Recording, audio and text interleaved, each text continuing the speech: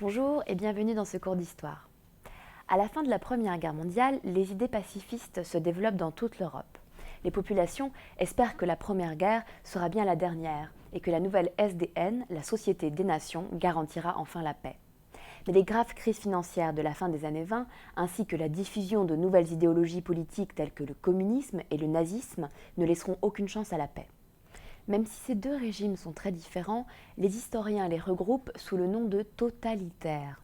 Les totalitarismes, ce sont des régimes politiques qui contrôlent toute la vie politique, sociale, économique et culturelle à travers la propagande et souvent à travers une politique de terreur. Ensemble, nous allons essayer de comprendre quelles sont les caractéristiques de l'URSS communiste et de l'Allemagne nazie, de déterminer leurs ressemblances mais aussi leurs différences.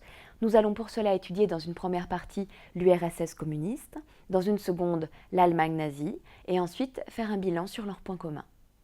Avant de débuter ce premier point, il est important de bien définir les termes. Le communisme, c'est une idéologie, une théorie qui veut créer une société sans classe sociale ni propriété privée. On l'utilise comme synonyme de soviétique ou de bolchevique. Dans notre leçon sur la Première Guerre mondiale, nous avons vu rapidement comment naissait le régime communiste. Nous allons ici détailler sa mise en place.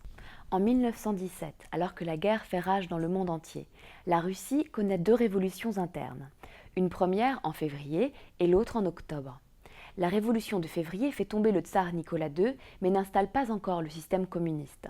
C'est la deuxième révolution, celle d'octobre, qui va mettre en place officiellement un régime bolchevique dirigé par Lénine. Une guerre civile s'installe alors entre les opposants à Lénine et les bolcheviks de 1917 à 1921.